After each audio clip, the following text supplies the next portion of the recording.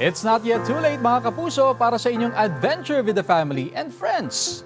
Ihabol na ang nature trip ngayong maaliwalas pa ang panahon. Sa Lasam, Cagayan, dayuhin ang tinatawag na Sicalao Abot Cave, isa sa pinakamalaking kuweba sa bayan. Makikita sa loob ng kuweba ang iba't ibang cave formations ng draperies, flowstones, stalactites, stalagmites at helictites. Medyo challenging mga kapuso ang pag-explore sa lugar dahil sa maliit ang butas sa maaaring pasukan na kasya lang ang isang tao.